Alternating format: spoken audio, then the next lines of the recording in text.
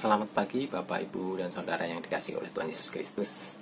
Sebelum kita merenungkan firman Tuhan pada pagi hari ini, marilah kita bersatu dalam doa di pagi hari ini. Mari kita berdoa. Selamat pagi ya Bapa, Allah kami yang hidup, yang baik, yang senantiasa memberikan berkat, penyertaan, kasih yang melimpah bagi kami.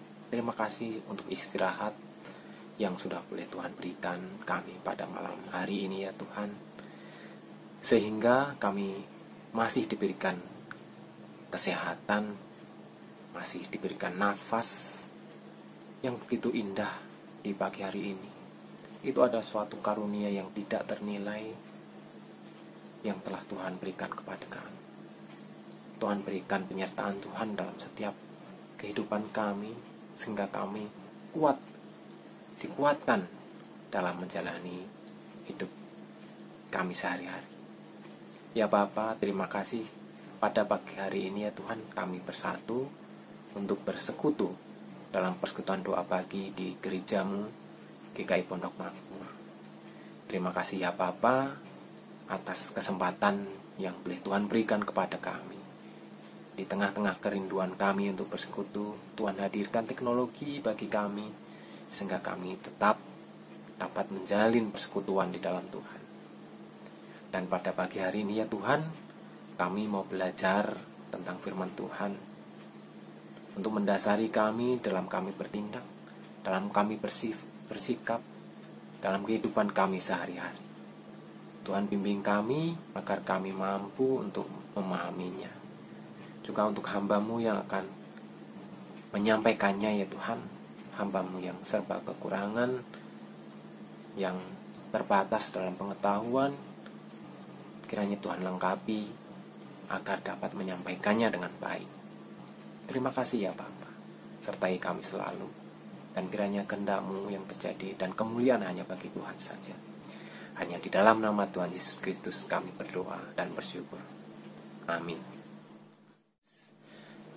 Pada renungan doa pagi kali ini, kita akan sama-sama belajar tentang firman Tuhan, merenungkan firman Tuhan tentang bagaimana seharusnya kita menjalani kehidupan kita, yaitu dengan kerendahan hati. Ayat yang akan kita baca pada pagi hari ini adalah dari Lukas pasal yang ke-14, ayat 7 sampai dengan ayat 11. Saya akan membacakan untuk kita semua. Tempat yang paling utama dan yang paling rendah. Karena Yesus melihat bahwa tamu-tamu berusaha menduduki tempat-tempat kehormatan, Ia mengatakan perumpamaan ini kepada mereka. Kalau seorang mengundang engkau ke pesta perkawinan, janganlah duduk di tempat kehormatan, sebab mungkin orang itu telah mengundang seorang yang lebih terhormat daripadamu, supaya orang itu yang mengundang engkau dan dia jangan datang dan berkata kepadamu, berilah tempat ini kepada orang itu.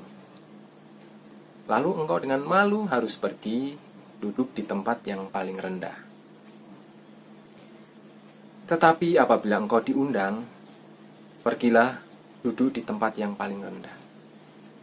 Mungkin tuan rumah akan datang dan berkata kepadamu, sahabat, silakan duduk di depan. Dan dengan demikian engkau akan menerima hormat di depan mata semua tamu yang lain. Sebab barang siapa meninggikan diri, ia akan direndahkan. Dan barang siapa merendahkan diri, ia akan ditinggikan. Sedemikian jauh pembacaan firman Tuhan pada pagi hari ini. Yang berbahagia adalah setiap kita yang mau belajar, mau membaca, mau merenungkan firman Tuhan, dan mau mengimplementasikannya dalam setiap laku kehidupan kita sehari-hari. Haleluya. Hidup dalam kerendahan hati ini adalah sikap yang diinginkan oleh Tuhan Yesus. Seperti yang bacaan yang tadi bersama-sama kita baca di awal, yaitu ketika kita diundang dalam sebuah pesta perkawinan, hendaklah kita tidak duduk di depan mengambil posisi yang terhormat, supaya kita tidak malu ketika itu adalah bukan tempat kita, sehingga kita tidak diusir dan dipindahkan ke tempat yang lain. Tetapi Tuhan memberikan gambaran supaya kita duduk mengambil tempat yang paling rendah. Nah, siapa tahu tuan rumah itu memanggil kita dan mempersilahkan di tempat yang terhormat. Nah, bagaimana dengan Tuhan Yesus sendiri? Tuhan Yesus sendiri sudah memberikan contoh. Kita dapat baca bersama-sama dari Filipi 2 ayat 5 sampai 9. Inilah contoh yang diberikan oleh Tuhan Yesus Kristus. Saya akan bacakan. Surat Paulus kepada jemaat di Filipi, pasal yang kedua, ayat 5 sampai dengan 9. Hendaklah kamu dalam hidupmu bersama menaruh pikiran dan perasaan yang terdapat juga dalam Kristus Yesus. Artinya kita harus mencontoh apa yang dilakukan oleh Tuhan Yesus Kristus, yang walaupun dalam rupa Allah tidak menganggap kesetaraan dengan Allah itu sebagai milik yang harus dipertahankan, melainkan telah mengosongkan dirinya sendiri dan mengambil rupa seorang hamba dan menjadi sama dengan manusia. Dan dalam keadaan sebagai manusia, ia telah merendahkan dirinya dan taat sampai mati, bahkan sampai mati di kayu salib. Itulah sebabnya Allah sangat meninggikan dia dan mengaruniakan kepadanya nama di atas segala nama. Nah, Tuhan Yesus sendiri sudah memberikan contoh kepada kita, walaupun pada dasarnya dia memiliki kesetaraan dengan Allah, tetapi Tuhan itu mau mengosongkan dirinya, mau sama, mau setara dengan manusia, bahkan mau mati pun di kayu salib. Luar biasa, bukan? Itulah contoh kerendahan hati yang dicontohkan oleh Tuhan Yesus Kristus kepada kita, yang dia adalah Tuhan. Nah, siapa kita?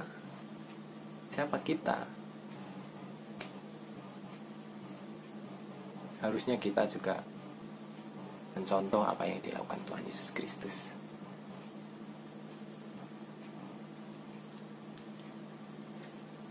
Hidup dalam kerendahan hati, mau menyatarakan dengan sesama kita, tidak selalu ingin menonjol, tidak selalu ingin terlihat lebih dari orang lain. Itulah kerendahan hati yang Tuhan Yesus sudah contohkan, sudah teladankan untuk kita. Kerendahan hati adalah sikap yang dimiliki oleh seorang hamba. Marilah kita meneladani apa yang Tuhan Yesus lakukan untuk mau hidup dalam kerendahan hati, dengan terus belajar dan berproses. Dalam proses belajar untuk hidup dalam kerendahan hati, setidaknya kita tahu ciri-cirinya. Nah, apakah ciri dari orang yang rendah hati itu? Sedikitnya ada 2 tanda atau ciri orang yang memiliki kerendahan hati. Mari kita pelajari bersama-sama satu persatu. Yang pertama adalah berani mengakui kesalahan. Karena gengsi, hanya sedikit orang yang berani mengakui kesalahan sendiri di depan sesamanya, bahkan di hadapan Tuhan. Mereka lebih memilih menyembunyikan kesalahannya supaya orang lain menilai bahwa dia itu selalu benar, tidak pernah salah. Kesalahan hanya milik orang lain. Nah, sehingga bila kedapatan berbuat atau berkata atau melakukan kesalahan, nah, langsung mengeluarkan berbagai argumen sebagai pembelaan, sebagai pembenaran. Nah, kita diajarkan untuk mengakui kesalahan dan pelanggaran kita itu setiap kali mengikuti ibadah minggu kita selalu diajarkan, yaitu dalam liturgi selalu ada pengakuan dosa. Ini mengajarkan kita sikap rendah hati, mau mengakui kesalahan kita di hadapan Tuhan. Di dalam Amsal 28 ayat yang ke-13 tertulis, siapa menyembunyikan pelanggarannya tidak akan beruntung, tetapi siapa mengakuinya dan meninggalkan akan disayangi. Maka kita harus berani mengakui kesalahan. Itulah sikap, salah satu ciri-ciri yang pertama yang dimiliki oleh seseorang yang memiliki kerendahan hati. Oke, yang kedua, ciri-ciri yang kedua yaitu mau belajar. Sederhana bukan? Mau belajar. Dalam proses belajar ini ada sebuah analogi atau perumpamaan yang menurut saya memiliki makna yang mendalam. Sederhana tapi memiliki makna yang mendalam, yaitu tentang gelas kosong. Gelas yang kosong. Jika kita memiliki gelas kosong, maka kita dapat mengisinya dengan air sampai gelas itu penuh. Namun jika gelas yang kita miliki sudah penuh, kita tidak dapat mengisinya lagi. Karena jika kita paksakan, gelas itu akan tumpah. Air yang akan kita isi itu tumpah. Begitupun jika gelas yang kita miliki hanya kosong sebagian atau separuh, maka air yang dapat kita masukkan, yang dapat kita isi, itu hanya separuh sisanya. Nah, analogi ini jika kita lihat dari sudut pandang kita dalam belajar, dalam mencari ilmu atau mencari nasihat, maka kita harus memposisikan diri kita sebagai gelas yang kosong, yang siap diisi oleh ilmu, oleh firman Tuhan, oleh nasihat, oleh kebaikan, ataupun oleh kebenaran. Sehingga jika diisi, tidak akan tumpah. Karena sudah merasa penuh kan, akhirnya tumpah. Nah, kalau kita merasa kosong, ketika kita diisi, tidak akan tumpah. Melainkan akan mengisi setiap kekosongan yang kita sadari ada dalam diri kita. Maka jadilah gelas yang kosong. Jadilah gelas yang kosong sepanjang kehidupan kita, supaya kita bisa terus dan terus diisi, baik itu ilmu, firman Tuhan, ataupun nasihat-nasihat. Bukan berarti ketika kita menjadi gelas yang kosong, berarti kita boleh menerima semuanya tanpa filter, sehingga mudah terbawa arus. Orang ngomong ke utara, kita ikut ke utara. Orang bicara, ayo ke selatan, ikut ke selatan. Mudah terbawa arus. Bukan seperti itu. Akan tetapi kita tetap harus memiliki filter, yaitu hikmat dan akal sehat, serta memohon bimbingan dari Tuhan, supaya ketika kita diisi, kita juga tahu mana yang menjadi kehendak Tuhan dan mana yang bukan. Tidak asal ngikut. Orang bilang A, kita ikut A. Orang bilang B, kita ikut B. Tidak seperti itu, tapi kita tetap menggunakan filter, hikmat, dan pertolongan dari Tuhan. Kita mohon bimbingan setiap kita menerima masukan, menerima nasihat. Tidak ditelan mentah-mentah, tapi tetap kita olah lagi. Kita pergumulkan bersama-sama dengan Tuhan. Apakah ini kehendak Tuhan, seturut dengan firman Tuhan atau bukan. Nah, proses belajar dan diajar itu tidak hanya melalui pendidikan formal di sekolah atau kampus, tetapi juga melalui sekolah kehidupan. Ketika kita berinteraksi, kita bergaul dengan sesama kita, dimanapun kita berada. Dan mungkin orang yang kita anggap remeh atau kurang diperhitungkan malahan memberi kita banyak pelajaran. Itu sering kali terjadi. Proses belajar tidak mengenal batasan usia dan waktu.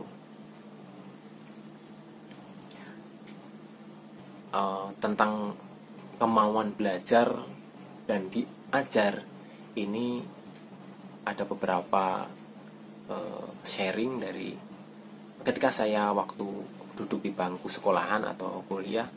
Ada beberapa pengajar senior yang karena kemauan belajarnya tinggi sampai menempuh jenjang pendidikan yang terus tinggi, S1, S2, S3, sampai kebanyakan S, gitu ya, menyampaikan sebuah ungkapan seperti ini.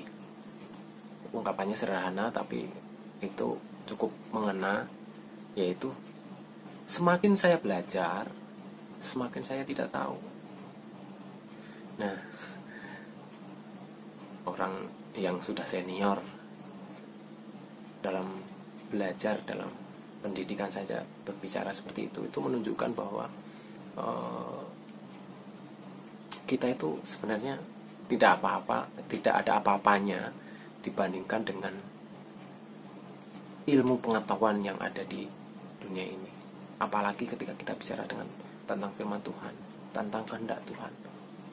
Kita itu hanya tahu kecil, itu pun kita tidak benar-benar memahami, karena jalan Tuhan memang tidak terselami. Kita tidak akan mampu menangkap dengan pemikiran kita. Kita harus mendapatkan hikmat dan bimbingan dari Tuhan. Nah, itulah seorang pengajar yang merasa walaupun dia sudah belajar bertahun-tahun merasa masih saya itu belum ada apa-apanya. Ini kalau dalam istilah orang Jawa itu ada yang namanya ilmu padi, yaitu semakin tua semakin berisi, tapi malah justru semakin merunduk. Ya, itulah ilmu padi. Makin tua makin berisi, makin merunduk. Tetapi jika padi itu semakin tua, semakin tegak, semakin meninggi, itu artinya apa? Artinya dalam bahasa Jawa dibilangnya gabuk atau tidak ada isinya. Nah, itulah orang seperti itu kadang-kadang. Ketika tidak ada isinya itu malah pengen menonjol, pengen kelihatan, wah saya bisa ini, bisa itu, bisa ini, bisa itu. Banyak bicara tapi sebenarnya orang juga tahu kapasitasnya seberapa gitu. Nah, itu salah satu contoh ya. Kita dalam bersikap untuk selalu rendah hati. Baik, ada dua ciri-ciri itu. Ini bukan untuk menghakimi orang, tetapi ini adalah untuk introspeksi kita dalam kita menjalani kehidupan kita. Apakah kita sudah memiliki ciri-ciri itu atau belum? Kalau belum, mari kita belajar, kita berproses supaya kehidupan kita itu berkenan di hadapan Tuhan. Sebagai penutup, mari kita terus belajar. Kita untuk terus hidup dalam kerendahan hati, supaya kita terus diperlengkapi Tuhan dengan hikmat, dengan ilmu sepanjang perjalanan hidup kita. Yaitu kita terus belajar merenungkan firman Tuhan, selalu merasa saya ini gelas kosong yang Tuhan bisa isi dengan firman Tuhan. Posisikan kita itu sebagai gelas kosong yang senantiasa rindu untuk senantiasa diisi oleh firman Tuhan. Dan biarlah kemuliaan dan hormat itu hanya bagi Tuhan yang ada di tempat yang maha tinggi. Kiranya firman Tuhan, renungan pada pagi hari ini dapat menguatkan kita untuk kita senantiasa hidup seturut dengan firman Tuhan, hidup dalam kerendahan hati, dan senantiasa meneladani Kristus dalam setiap tingkah laku kehidupan kita. Tuhan memberkati kita, menguatkan kita. Amin. Tuhan Yesus memberkati. Setelah kita mendengarkan renungan, kita belajar bersama-sama tentang firman Tuhan, kita akan berdoa syafaat bersama-sama. Mari kita satu dalam doa. Kami mengucap syukur ya Bapa Allah kami yang hidup, yang sudah memberikan firman-Mu melalui renungan yang sudah kami pelajari bersama-sama di pagi hari ini ya Tuhan. Ajarkan kami untuk kami dapat senantiasa hidup dalam kerendahan hati, seperti yang Tuhan sudah ajarkan, seperti yang Tuhan sudah berikan teladan kepada kami. Ya Bapa, kami adalah manusia yang ingin senantiasa belajar, berproses ya Tuhan. Karena kami yakin tanpa bimbingan Tuhan, kami tidak akan bisa. Tanpa penyertaan Tuhan, kami tidak akan kuat. Tetapi oleh karena kasih Tuhan, karunia dari Tuhan, kami akan sanggup karena kami dikuatkan. Terima kasih ya Bapa atas penyertaan Tuhan dalam setiap kehidupan kami. Di dalam kondisi yang saat ini masih dalam pandemi COVID-19, Engkau senantiasa sertai kami.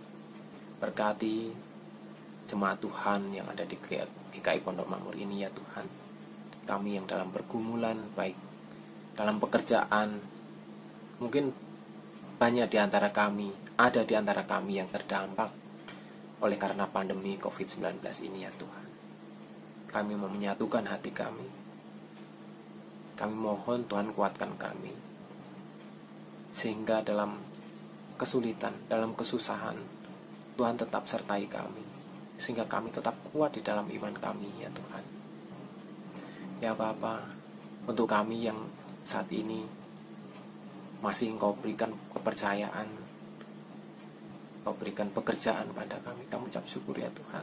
Ajari kami untuk bersyukur, dan ajari kami untuk tidak membanding-bandingkan dengan orang yang lebih lagi ya Tuhan.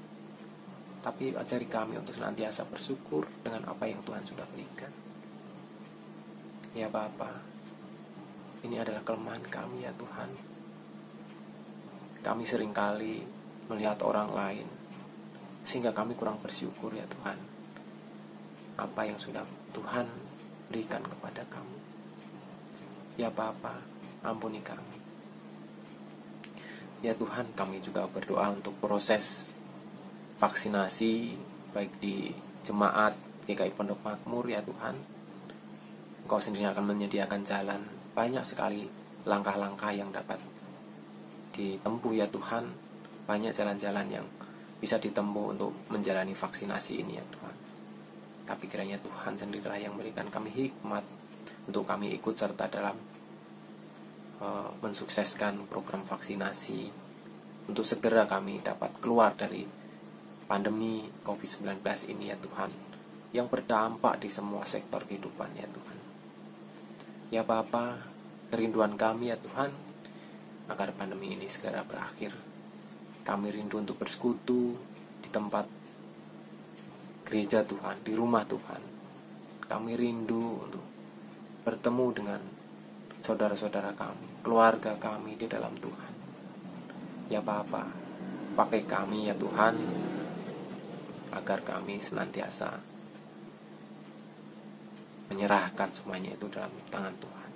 Kami ikut mengusahakan kehidupan. Kami senantiasa menjaga agar kami taat untuk mengikuti protokol kesehatan yang sudah ditetapkan oleh pemerintah.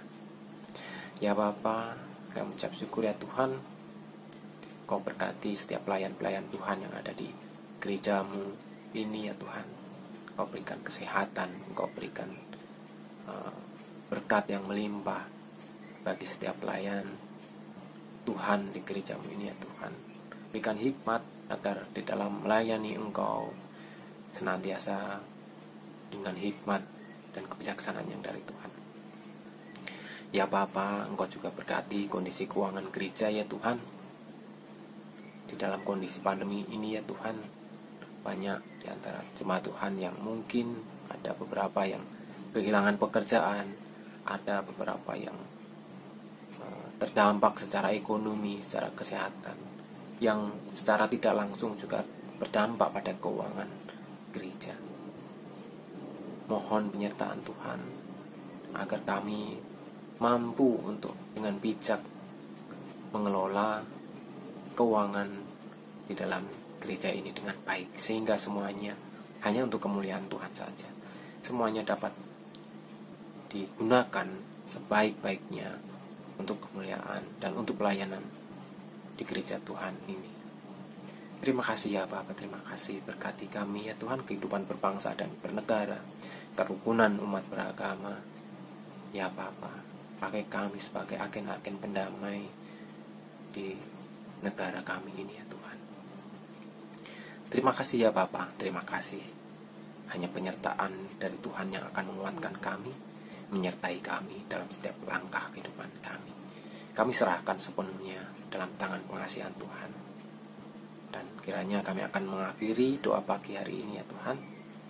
Kami ucap syukur untuk setiap yang hadir dalam ibadah doa pagi hari ini secara online ya Tuhan. Kiranya Tuhan senantiasa mempererat tali persekutuan kami. Kiranya Tuhan senantiasa menguatkan kami dalam setiap kami berjemaat, dalam bersekutu.